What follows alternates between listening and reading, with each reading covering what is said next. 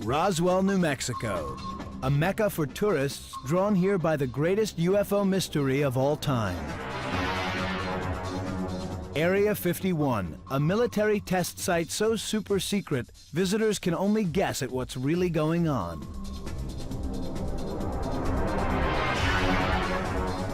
Colorado's San Luis Valley, a scenic wonder that is famous for close encounters of the most unusual kind.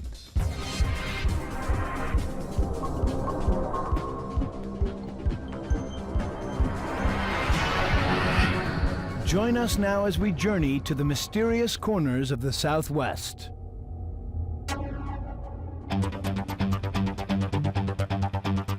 The megawatt glamour of Las Vegas entices millions every year. But for many visitors, Vegas is only a stopover along the way to their final destination. Some determined tourists drive 150 miles northwest to a place that has no gambling, no fantastic floor shows. But this unusual travel destination offers something even Las Vegas doesn't have: an incredible mystery. Fantastic claims of alien spaceships that draw tourists here year-round. It's the intrigue that brings me out here.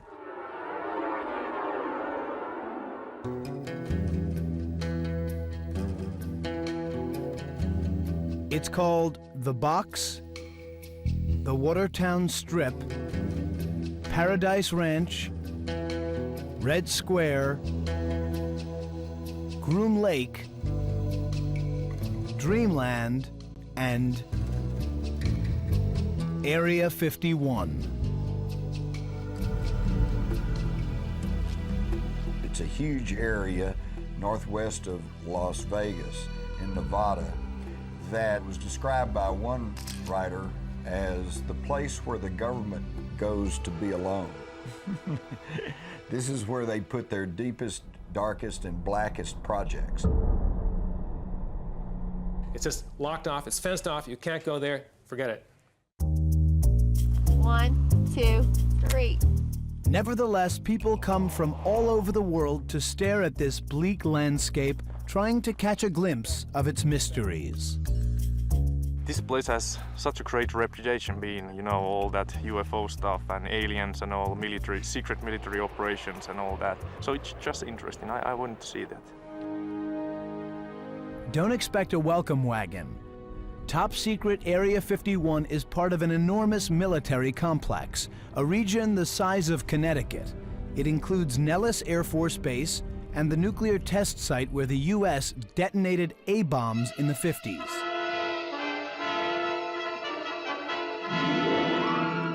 Now, the military apparently refuses to acknowledge that Area 51 exists. It's just so secret they don't want to talk about it.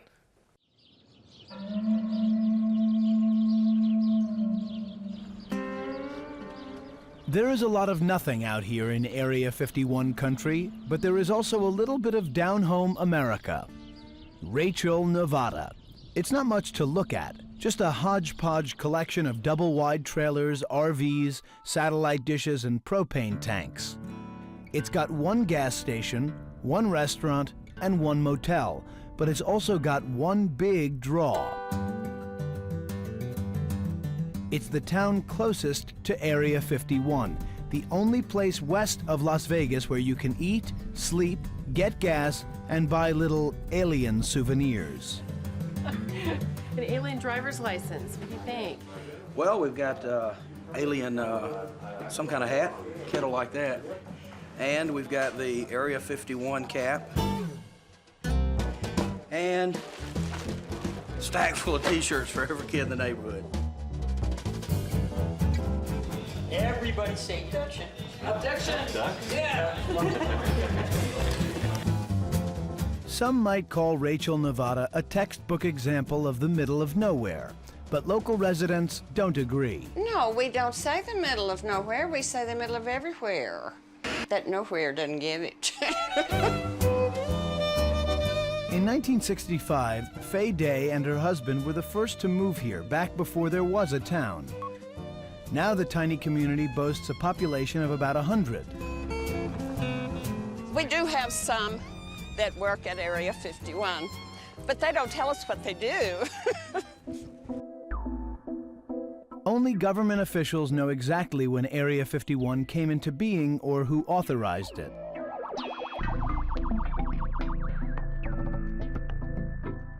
Although it is impossible to verify, many people think the United States government set up shop at Area 51 sometime in the late 1940s or early 50s to develop technology and weapons, secret black projects to fight the Cold War with Russia. Like most of the residents of Rachel, Nevada, Faye takes their proximity to the most top-secret base in the country very much for granted. We see a lot of interesting sights here. Whether or not they're UFOs, I don't know. But they're interesting to watch. There are, however, a few clues that this is no ordinary town. How many main streets feature a radiation monitoring station? This equipment measures the radiation that is in our valley, that people are afraid might drift over from the test site. We had a practice run, 3 or 4 years ago, in case they did find it above normal. And a fella came in the store and asked me how long it would take me to get out of town. And I said, let me get my cat and my husband and I'll be gone. I won't have to be told but once. But that has never happened. We've never had to leave.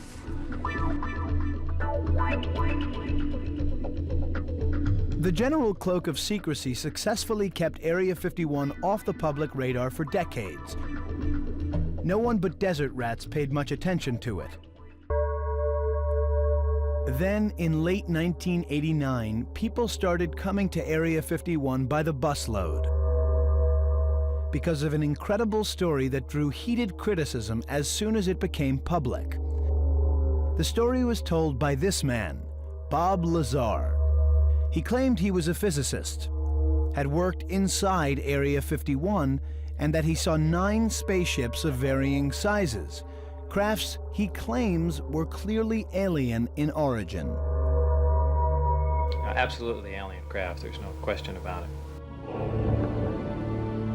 Lazar also alleges he saw one of the saucers in flight.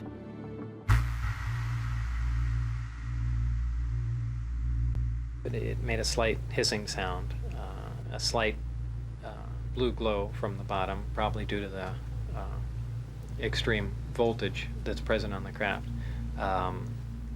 After a short time, that disappeared as it rose, and it lifted off and just gently glided, and later sat down. It was very uneventful, but almost totally silent.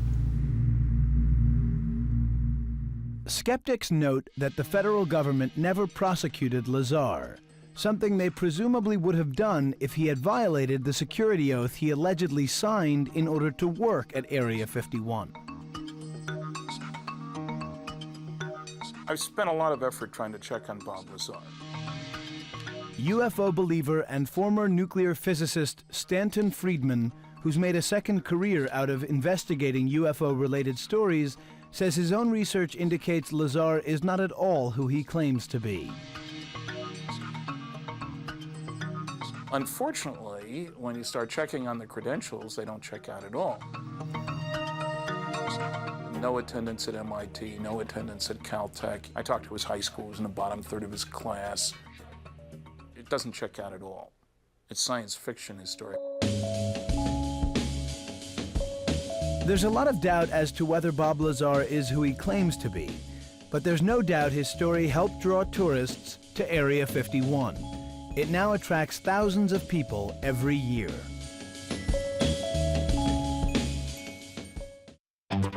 Before 1989, the top-secret military test site known as Area 51 attracted little more than avid aviation buffs and buzzards. But then Bob Lazar's sensational claims of UFOs brought international attention to the place. Area 51 was suddenly UFO Central. Sean Morton, a UFO enthusiast, writer, and entrepreneur, organized busloads of people for campouts at a place they called Freedom Ridge.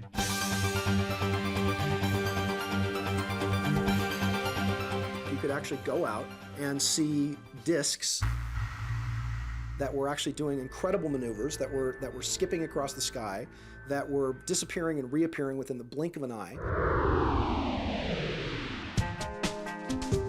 When Area 51 security discovered watchers on the lookouts, the government confiscated land around the mountaintops, cutting off access to the closest vantage points.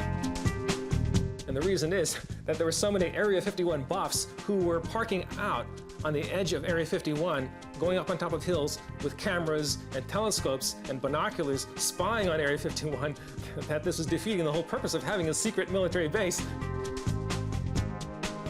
So they expanded the perimeter to make it much, much harder for anyone to spy on what they're doing. It's funny, the best pictures you can buy now are ones taken from a Soviet satellite.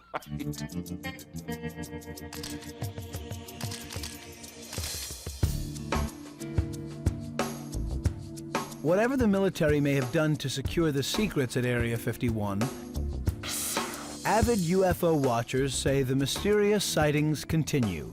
Their stories can't be verified, yet they claim to see strange objects in the sky. My niece and I watched a craft in the sky one night. We actually put it on the clock on a watch for over 10 minutes. The maneuvers that the craft did were very fast, up and down, sideways, and in very tight maneuvers. Chuck Clark is a photographer who makes his living shooting photographs of the stars in the skies above the Nevada desert. Despite gazing at the heavens for a living, he has never photographed a UFO, but he claims he once caught a glimpse of something over Area 51. He thought it was a flare, but alleges it may have been something more. It was nearing the ground, and I figured, well, it's going to start a fire, and security's going to have to come out and put this out. It'll be good for a laugh. And suddenly the thing just streaked off, covered just under 5 miles right along the base of the hills in about a second to a second and a half, stopped instantly, hovered for a few more seconds, and then vanished. In late 2000, local resident Don Day and his wife allege they saw several similar orbs. They were changing colors from blue to red to orange, white. Then they started shooting like lasers in between each other, like they were bouncing them off each other. We watched this for over an hour and a half. LaRae Fletcher was working graveyard shift one night guarding military equipment out in the desert when she alleges she saw a bizarre object. It was 4 o'clock in the morning, and it was very quiet, of course. My partner is sitting across the valley from me, about 7 miles away. We use our headlights just to let each other know we're okay and awake.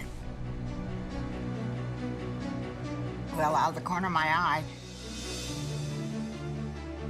I see these lights in the air, and it is a huge, huge object. This object was diamond-shaped, and it had what looked like strobe lights.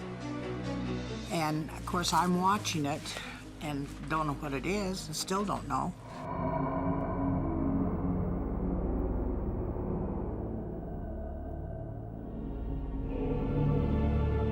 Whatever it was, LaRae claims it was as big as half a football field. Over the years, she's run into a lot of people who doubt her story, but she doesn't budge on a single detail. I just tell them, seeing is believing. You believe what you want to. I know what I've seen, and you believe what you want to. That pretty much sums up the philosophy of everyone in Rachel, Nevada.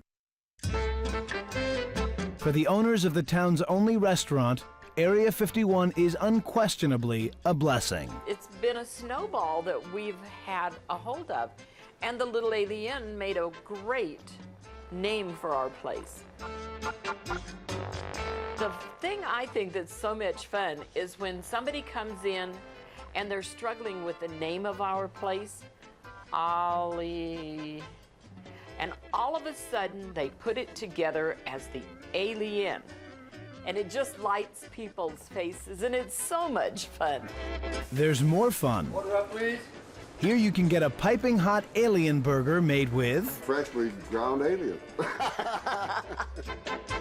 What else?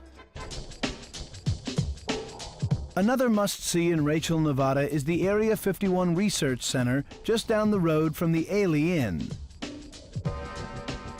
There's a lot of rumors. We try to tell people what people think is going on out here and then show them what is actually fact. Go ahead, this is Scorpion Base. Like Rachel itself, the research center is modest and unpretentious. It's mostly a guy in a trailer listening to a police scanner that broadcasts radio chatter from Area 51. Any little tidbit of information may shed some light on what's going on out there. You never know what they might let slip. Occasionally, clearance from the base of some kind of secret project. They'll actually announce those sometimes as they fly through the area. And of course, that helps us here too, especially if they're going to come over us. We can get a heads up before that happens. Half a dozen times a year, Nellis Air Force Base hosts international war games. Competitions called Red Flag. They call it the most sophisticated, most realistic war games done in the world. Typical day out here, you'll see dogfighting, bombers that go over town. Definitely a lot of military traffic. Not a lot of civilians, it's usually all military. Of course, the American stuff will be the majority. A-10s, F-16s, F-15s. But also, of course, foreign craft, because this is an international war game. You see everything from tornadoes, mirages. Everybody comes out here, French, German, English, Singapore. It's worldwide. So you expect to see just basically any military craft. Not long ago, Lockheed used Area 51 to test the F-117 Nighthawk, the stealth strike fighter.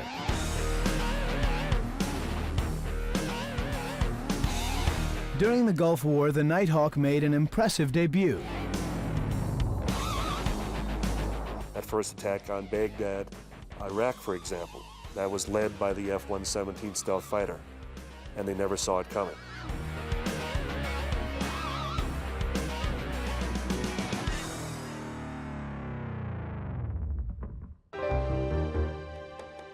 The chance to see planes like this without worrying about getting killed by wayward bombs and bullets is a big part of Area 51's attraction.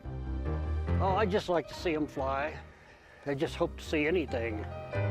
I've seen some pretty good action. You know, there's a lot of maneuvers and dogfights, and pretty interesting. I'm particularly interested in seeing the stealth bombers, particularly the B-2, because it's such an odd shape, and it would have such an odd silhouette in the sky, being very black and just its odd shape.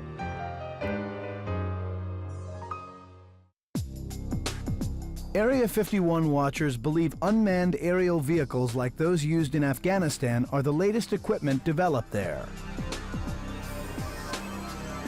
For the best view of all this, take a ride out to the Extraterrestrial Highway. Yep, that's the official name. Rachel is the only community on the Extraterrestrial Highway, and it's been a fun experience for everybody, that not only the people that come here, but for the people that are here on a permanent basis. Want more fun?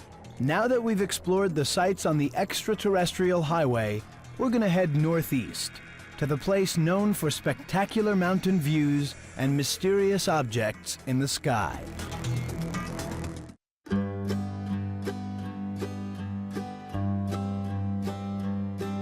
Welcome to the beautiful San Luis Valley.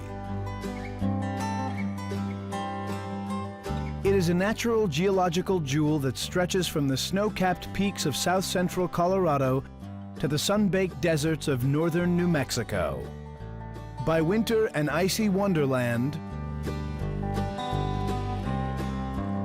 By summer, a sparkling piece of sunny paradise.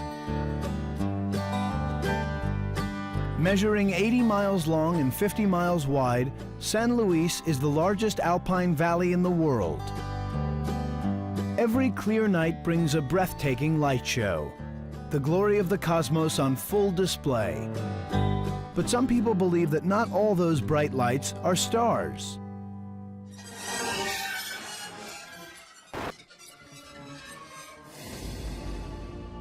In the small towns like Salida and in the sparsely populated counties of Saguache, Alamosa, and Taos, there are people here with curious tales to tell.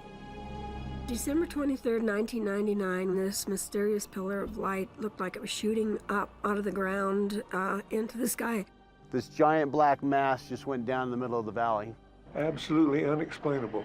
No noise, no nothing, just a light coming up and going. Beautiful Salida sleeps peacefully in the heart of the Rocky Mountains, at the geographic center of Colorado and the northern entrance to the majestic San Luis Valley. It's an old Wild West town that's been transformed into an artists' community of painters, sculptors, and silversmiths.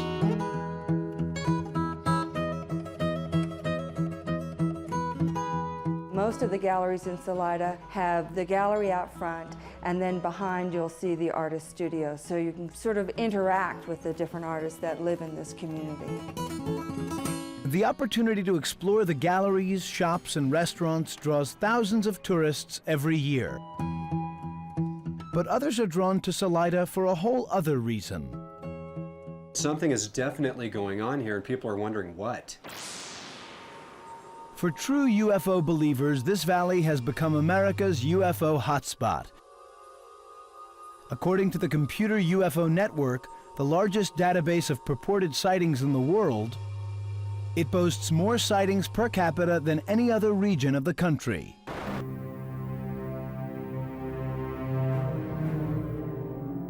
In fact, not too long ago, this tiny town captured international attention as the site of what some consider to be one of the most intriguing purported UFO sightings ever captured on tape. It was August 27, 1995. Tim Edwards and his daughter Brandy had gone outside to check the weather before the two left on a camping trip. I looked up, I seen a very white, very intensely lit, glimmering white light coming in from the west, and it appeared to almost be walking or stepping across the sky, like projecting itself to the next image, but at an incredible speed.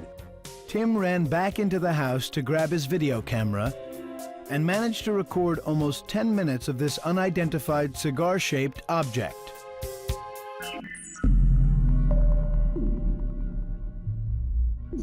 It's truly an unidentified flying object. Whether it's a flying saucer or alien spacecraft, I don't know. It's still in my gray basket, maybe.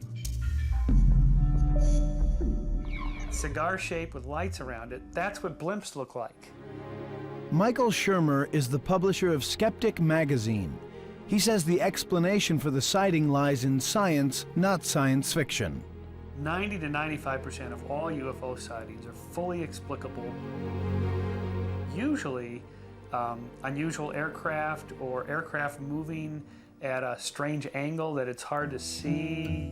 Whatever the explanation, incidents like that make for a good joke back in Salida. At one of the finest restaurants in town, the Spaghetti Western, they use the town's unearthly reputation to have a little fun. I hear you have some delicious chips and flying salsa. You bet. They go with the Martiantinis. Yeah. They're delicious. For a place to stay in Salida, there's the River Run Inn. The rooms boast turn-of-the-century antiques, private baths, and plenty of peace and quiet. It's more like a comfortable old country home than it is a museum kind of fancy B&B. And the guests do like that because it's casual. The hotels and shops cater to a year-round parade of tourists and vacationers drawn here by the awesome slopes of the Rockies and the inviting waters of the Arkansas River. But Virginia Nemmers, keeper of the inn, concedes that many of her guests come to Salida to see sights you won't find on any tourist map. You see bright lights, or you see periods of lights, or you see things moving, and you don't always know what they are. Chris O'Brien has written about countless local sightings in 2 books, Enter the Valley and The Mysterious Valley. He suspects there's some kind of connection between UFOs and the great sand dunes of Saguache County. It's almost the bullseye center for our activity here. When we tend to have activity or waves of activity in the valley, generally it's centered around the dunes area. The Great Sand Dunes are an official national park, the tallest dunes in North America. A wind-formed wonder covering 39 square miles and standing 700 feet high.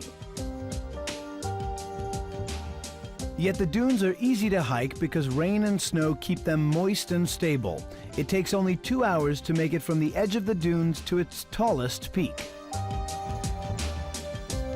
There have been so many odd sightings at the dunes that local cattle rancher Judy Messeline decided to start a side business and build a UFO watchtower right at the sand's edge. According to Judy, it worked. She says 2 UFOs showed up right on schedule. One night it looked like a shooting star, and it got down below the peaks of the sand grays, and then it lost its momentum and just started floating, and then it took straight back up towards the sky. Another night, it was closer to the mountain range, but it was pretty thin, and it was real long. I called it a cigar shape, and it just went zip like that. To tell the truth, there are some aliens in the San Luis Valley, beings so foreign they might as well be from another planet. This is, after all, the foothills of the Rocky Mountains, not the Florida Everglades. Yet it's home to Colorado gators in Alamosa County, just south of Saguache. They live here because of the geothermal water, because the water is 87 degrees. In the wintertime, they all hibernate to this end of the pond because this is where the water comes in at. But in the summertime, they're all spread out. But it is because of the warm water they're able to survive here. The alligators were originally brought here to eat the waste from these tilapia. Now their presence has made the farm a huge tourist attraction. Okay, one hand under the chest there, one hand under the thickest part of the tail. Amazing to find alligators in the middle of Colorado with snow and the surrounding mountains. Very unusual, very awkward. Doesn't even feel like an animal, really. I feel like I'm holding history here, like a dinosaur. You know, it's close to get to a dinosaur. It's really pretty cool. Strange as Rocky Mountain alligators may be, they are Earth creatures. But many people in the San Luis Valley still wonder, are real aliens visiting too? In 10 years of investigation, I am way more confused now than I was before I started. He's not alone. Even outside of the San Luis Valley, UFO mysteries are attracting sci-fi junkies from all over.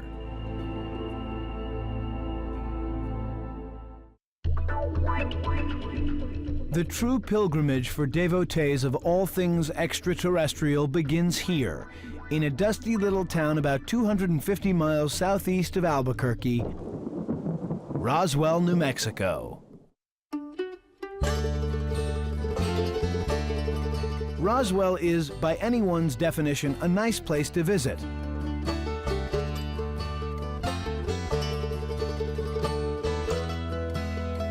And as some will tell you, an even better place to live. With wide open spaces, just whistling with fresh air. Will Rogers said that Roswell was the prettiest town in the West, and I agree with him. Roswell's not a small community, and it's not a big city. It's just right. Roswell is a place where you can ski at Easter and play golf in December. If you're a person that likes outdoor activities, you're going to love it here in Roswell because we offer many different things to do, whether it's up to the mountains or down to Carlsbad Caverns. We have some great golf courses here, and it's the kind of things that you can do year-round. During World War II and throughout most of the Cold War, Roswell was the site of Walker Air Force Base, one of the largest installations operated by the Strategic Air Command. But the base was closed in 1967, and today it has been converted into a civilian air center. So now, besides great weather and its proximity to outdoor fun, Roswell is known for dairy herds, green chili peppers, and down-to-earth people. Then, of course, there's what locals call the incident. In fact, the incident is what Roswell is most famous for. It's the main reason this town of only 49,000 residents is visited by hundreds of thousands of tourists each year. From all over the world, they come to visit the spot where a mysterious event took place more than 50 years ago. The Roswell incident is one that just will not die. It's a fascinating incident because we know that there was an Air Force cover-up there. And so when people talk about cover-ups, this is a case where there really was one. The Roswell story has taken on epic proportions of mythology because, and here's the real story, it really became a story in the 70s with the publication of mass books and magazine articles and so on that launched it into the public consciousness. The Roswell story is one pieced together from newspaper accounts at the time, reports issued years later by the U.S. government, and from people who claim to have been eyewitnesses. No matter what the source, all accounts agree something happened that night. There was an explosion. There was a sound that didn't resemble the regular thunder. Well, the night of July 7th, we was doing our nightly chores, and Dad said, "My gosh, what made that bright light?" And we looked up, and we could just see that object going over. They looked up, and they heard a noise. And there was a bright light and a crash. And they thought, oh my God, a plane had just crashed. Somebody needs help. The year was 1947. The town of Roswell, New Mexico was getting ready to celebrate a long 4th of July weekend when, out of a stormy night sky, eyewitnesses claimed they saw something extraordinary plunge to Earth. And whatever it was, it didn't look like anything they had ever seen before. By all accounts, the first one on the scene was a ranch foreman named Mac Brazel. He goes out and he finds this area, 1/2 to 3/4 of a mile long, a few hundred feet wide, with very strange wreckage, debris, call it what you want. But he couldn't find anything conventional. This is what bugged him. I mean, airplanes have standard pieces, you know, whether it's rivets or pieces of metal or electronic tubes or wiring. There was nothing like that anywhere. He started to examine the material and noticed that it also displayed characteristics that were, to his impression, far superior to anything that we had at that time.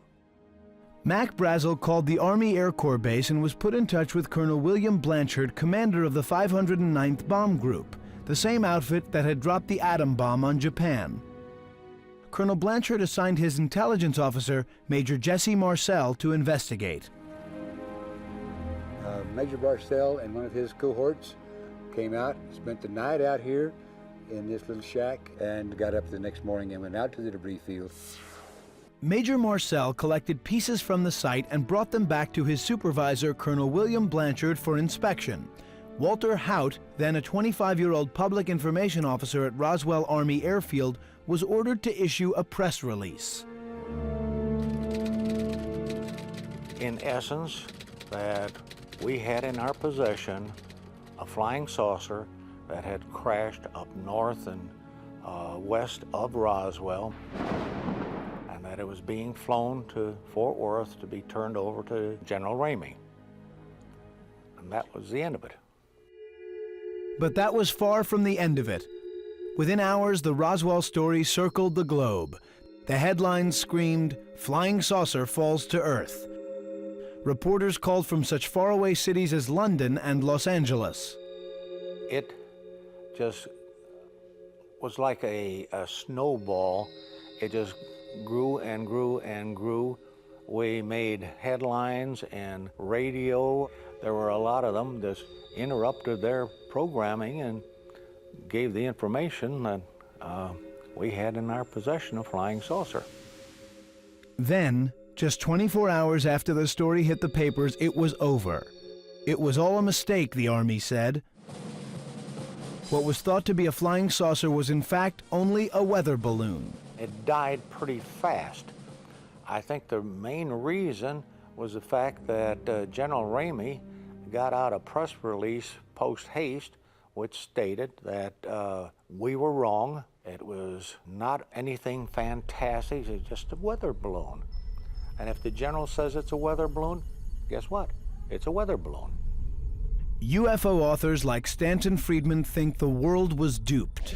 The notion that the people at the Roswell Army Airfield, the home of the only atomic bombing group in the world, couldn't recognize a weather balloon and radar reflector when everybody there was familiar with the use of such things is absurd. The physicist Tom McDonough believes that back then, the Roswell witnesses didn't really know what they saw. It's easy to jump to the conclusion that just because this fellow had not seen that kind of apparatus before, that it was alien apparatus. That doesn't mean it at all. There are all kinds of strange apparatus that you will find in any good laboratory that the average person or the average soldier would not recognize if they walked into the lab. When the weather balloon story was released, interest in the Roswell mystery virtually disappeared. As time passed, people talked less and less about it. Eventually, they stopped talking about it altogether. Then, in 1978, Major Jesse Marcel, long retired and in ill health, decided to reveal what he claimed was the truth. Jesse was the Army intelligence officer who'd been assigned the job of investigating the crash back in '47. This is an excerpt from an interview done by WWL-TV in New Orleans, Louisiana, one of the few television interviews Marcel granted. I was amazed as to what I saw. The amount of debris that was scattered over such an area. It took me a while to realize that there's something strange about it. But the more I saw the fragments, the more I realized that it wasn't anything that I was acquainted with. In fact, as it turned out, nobody else was acquainted with it. What it was, I don't know. I still don't know. Despite the official explanation issued by the Army, Jesse did not believe that what he saw was the wreckage of a weather balloon. I proved by trying to burn it, it wouldn't burn. I tried to break it, it would not break. After Jesse Marcel went public with his recollections, the town of Roswell, New Mexico quickly began to get famous again. And as it would turn out, Jesse wasn't going to be the last person to come forward with astonishing claims of strange sightings. Every year, Roswell, New Mexico gets a healthy influx of tourists, including college kids who come here on their spring break, hoping for a lively encounter with anything alien. This is our Roswell visitors as an alien tourist. We have a lot of tourists that come into town. They want a memento from Roswell. They identify with this little guy as being the tourist. They say, okay, he crashed in 1947, he's just visiting, so we call him the Roswell visitor.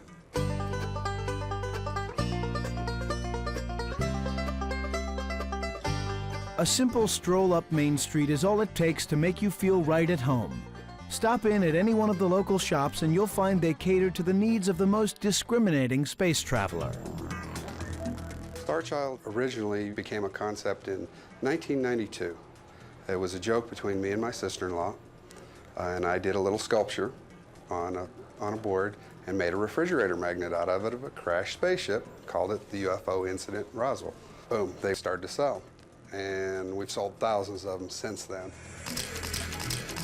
Just down the street from Starchild is the Alien Zone, where you can have your picture taken with extraterrestrial imposters. It's a fun place that looks at the lighter side of Roswell's fame. For every UFO fan, the highlight of a trip to Roswell, New Mexico may very well be this place. Because as you might expect from the UFO capital of the world, Roswell has a museum completely dedicated to unidentified flying objects. We probably have, I would guess, an average of 5 to 10 sightings a week that are called in or from visitors that are here. They go around the museum and then look and say, you've got pictures of everything except the craft I saw. And then we refer them to the library where they will do a sighting report. They stop because the stories about the Roswell mystery remain intriguing to this day. After Jesse Marcel Sr., the Army intelligence officer assigned to investigate the strange crash, went public in 1978 with his recollections, more people came forward with incredible stories. And so did the skeptics. It started with a little nucleus of Cold War secrecy. Over the years, that little nucleus of Cold War paranoia has grown into an interesting story that is probably 99% false.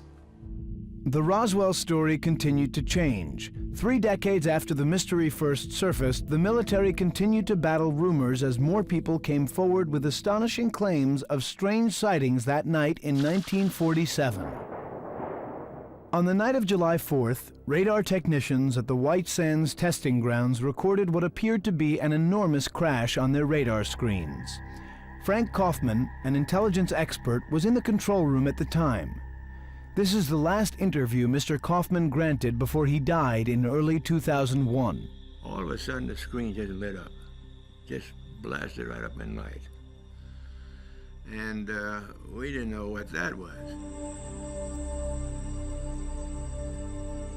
Frank Kaufman said he was part of the intelligence team sent to investigate the crash. All we saw was a glow, and we didn't know what it was. But the closer we got to it, the shape began to shape up, see? And there was no round disc. It was shaped kind of like T-bird, like this shape, see?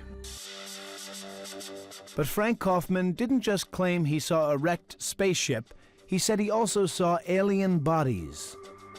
We saw one person, or one individual, one alien, I mean, leaning up against the arroyo. The other one was half in, half out. And so we had to wait till the chemical unit got out there to verify that it was safe to get close. Did Kaufman really see alien bodies, or was there another terrestrial explanation? It's possible he saw test dummies, or perhaps people that had been experimentally parachuting from high altitudes, monkeys that were used experimentally who had their hair singed off and they looked kind of alien-like.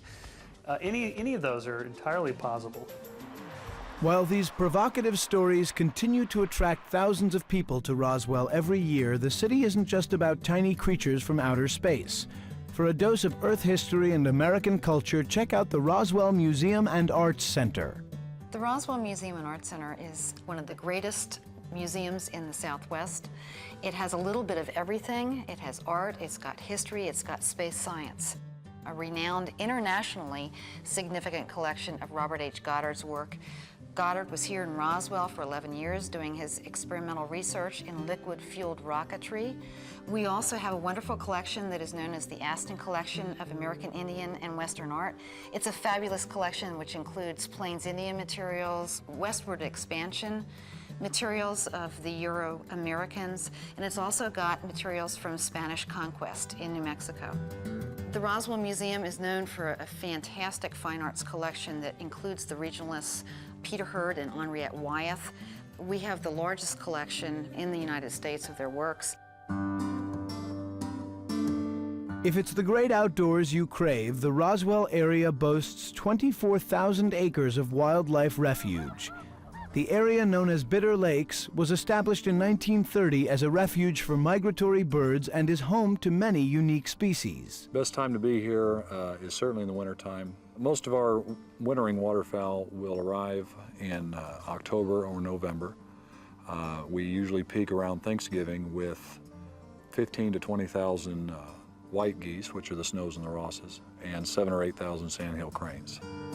Another outdoor highlight is the Bottomless Lakes State Park just outside of Roswell. In the summertime, this place is packed.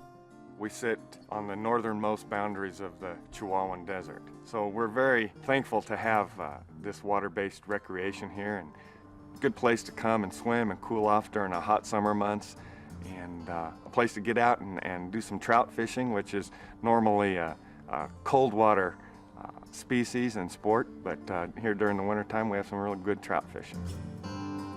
If just thinking about a plate full of pan-fried trout makes you hungry, you don't have to leave Roswell.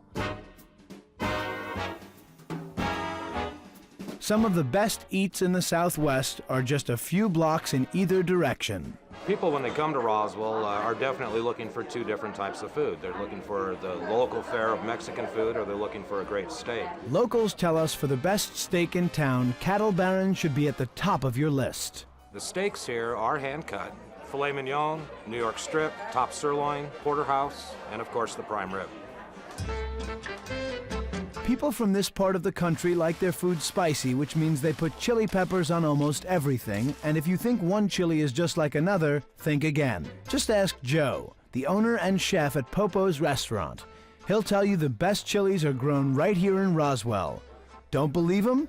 Then just try the most popular plate on the menu, which is... Probably 30 to 35% of our plates would have to be an enchilada, be it chicken, be it beef, cheese, whatever. You can always tell when it's payday because people spend a little bit more and get the combo.